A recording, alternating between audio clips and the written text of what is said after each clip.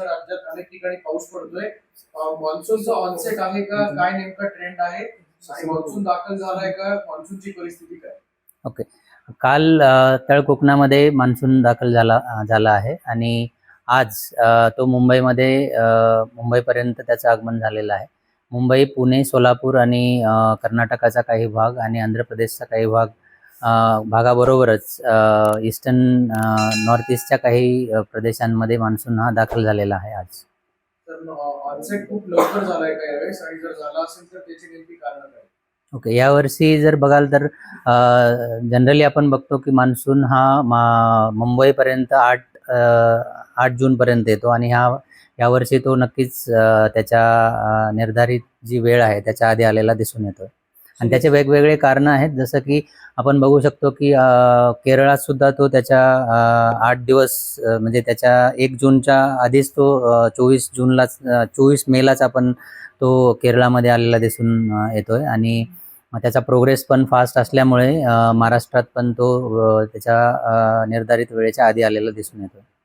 Sir, Pune जिल्ह्याचा विचार करता गेल्या 24 तासात पुणे जिल्ह्यातल्या दौंड, बारामती या भागात सर्वात अधिक पाऊस पडल्यामध्ये 13 मिली जर 24 तासात 14 मिली 24 तासात झाला तिथे पाऊस, तर काय सांगाल याची कारणं काय आहेत आणि पुणे जिल्ह्यात आज कुठला अलर्ट आहे? आज पुन्हा त्या सगळ्या भागात पावसाची शक्यता आहे का?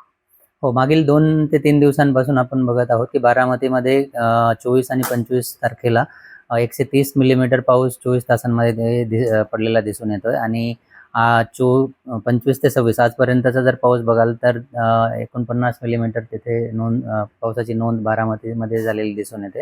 येणारे 4 ते 5 दिवसांचा जर फोरकास्ट बघाल तर आज घाटमाथ्यावर ऑरेंज अलर्ट दिला गेलेला आहे आणि प्लेन्स एरियाला येलो अलर्ट दिला गेलेला आहे. तर पावसाची जी इंटेन्सिटी आहे ती थोडीशी कमी होण्याची शक्यता आहे, परंतु पाऊस हा कंटिन्यू राहण्याची शक्यता येणारे 4 ते 5 दिवस आहे.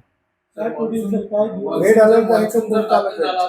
या मान्सूनचा ट्रेंड कसा असणार आहे? महाराष्ट्र, मध्य महाराष्ट्र, विदर्भ किंवा कोकण हे पुढचा एक साधारण पुढचा काय आहे?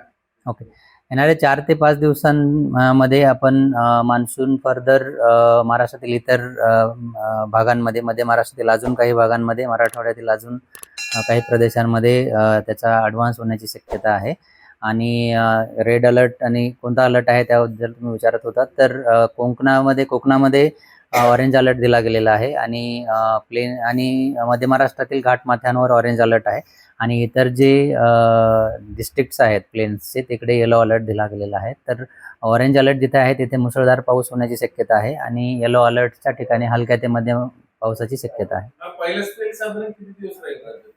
येणारे 5 ते 7 दिवस असा हा स्पेल राहण्याची शक्यता आहे आणि त्याचं मुख्य कारण म्हणजे मान्सूनचा जोर वाढलेला आहे आणि बंगालच्या उपसागरामध्ये एक कमी दाबाचं क्षेत्र येणाऱ्या 24 तासामध्ये तयार होण्याची शक्यता आहे आणि त्यामुळे सेंट्रल इंडियाबरोबरच महाराष्ट्रात सुद्धा चांगला पाऊस होण्याची शक्यता येणारे 4 ते 5 दिवस आहे. सर, संपूर्ण महाराष्ट्राचा विचार करता शेतकऱ्यांनी काय काळजी घ्यायची? कारण हा केवळ पुणे जिल्ह्याचा नाहीये, महाराष्ट्रातल्या बरेच ठिकाणी पेरणीला फटका बसलाय. शेतकऱ्यांना काय आवाहन कराल? शेतकऱ्यांसाठी पुढचे 4 दिवस कसे असतील? पाऊस तर असणार आहे, जसं मी सांगितलं. तर उघडीप होण्याची वेळ बघितली म्हणजे वाट बघितली पाहिजे आणि त्यानंतरच पुढचं नियोजन केलं पाहिजे असं सांगता येईल. कृषी विभागाने म्हटलंय की लवकर पेरण्या करू नका. तुम्हाला वाटतं का मध्ये पावसाचा गॅप होईल? काय असा अंदाज आहे की गॅप होईल त्यानंतर मान्सून येईल? सध्याचा जो पाऊस आहे तो पेरण्यासाठी आहे का नाही? येणारे 4 ते 5 दिवस तरी पावसात, जसं मी सांगितलं परत एकदा, की पावसाची शक्यता आहे आणि त्यानंतर कंडिशन्सनुसार त्यांनी तो कॉल घेणं गरजेचं आहे आणि कृषी विभागाने जे काही गाईडलाईन्स दिलेले आहेत किंवा कृषीविषयक जे काही सल्ले आहेत ते त्यांनी पाळले पाहिजे असं मी सांगेन.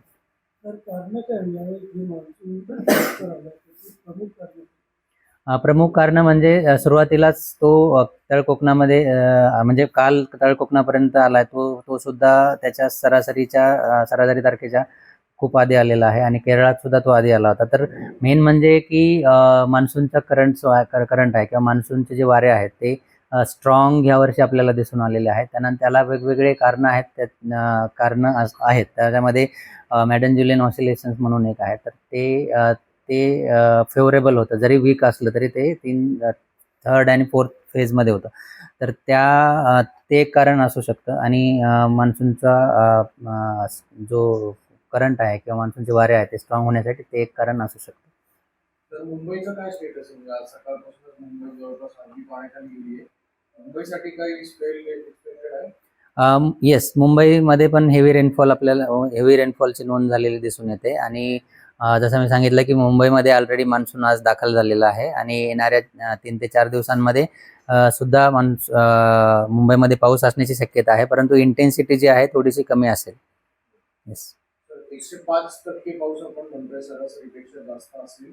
पहिलाच स्पेल मोठा जर झाला तर सरासरी कदाचित वाढू शकते असं अंदाज आहे. जून ते सप्टेंबर हा जो महिना आहे, हे जे महिने आहेत त्यांना आपण मान्सून असं म्हणतो. आणि जे काही आकडेवारी असते ते त्या जून ते सप्टेंबरमध्ये झालेल्या पावसांचीच केली जाते.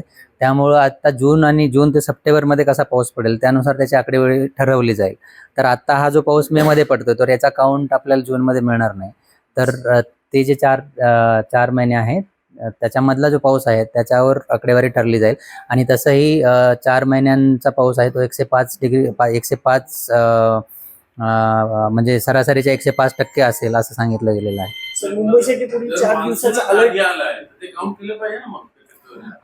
नाही, म्हणजे कसं असतं की कन्सिस्टन्सीसाठी आपण जून ते सप्टेंबर असं हा जो ऋतू आहे त्याला ॲग्री, परंतु मान्सून पूर्ण कव्हर व्हायला जो जुलैपर्यंत जातो.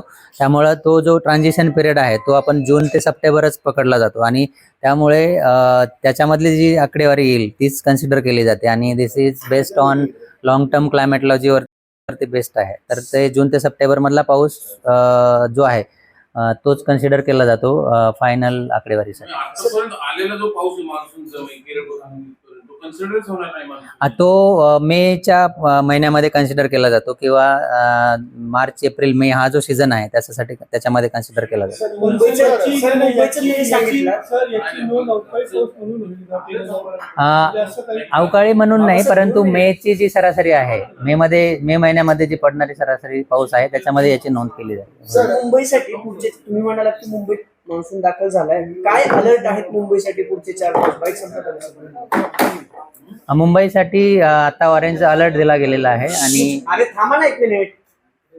मुंबईसाठी पुढचे 4 दिवसाचा अलर्ट सांगा. मुंबईसाठी आज ऑरेंज अलर्ट आहे. आणि येणाऱ्या 2 ते 5 दिवसांसाठी आमचं प्रादेशिक हवामान केंद्र मुंबई आहे, त्यांचे अपडेट्स तुम्ही बघू शकता. ऑरेंज अलर्ट हा सर. बारामती, नागपूर आणि दौंड या ठिकाणी इतका जोरदार मुसळधार पाऊस काय झाला, त्याचे कारण काय आपल्याकडे आहे? पहिली गोष्ट म्हणजे एक कमी दाबाचं क्षेत्र मध्य महाराष्ट्र आणि मराठवाड्याच्या लगत गेले 2 दिवस होतं. आणि मान्सूनचे वारे सुद्धा स्ट्रॉंग झाले होते. यामुळे लोकलाइज इफेक्टमुळे इंदापूर असेल किंवा बारामती असेल तिथे आपल्याला हेवी रेनफॉल किंवा मुसळधार पाऊस आपल्याला मागील 2 दिवस झालेला दिसून येतो. पुढचे 2 दिवस पण पावसाचे तो जो भाग आहे जिल्ह्याचा बारामती इंदापूर तिथे पण मुसळधार पावसाची मुसळधार पावसाची शक्यता येणारे 2 ते 3 दिवस आहे. Thank you sir. थँक्यू.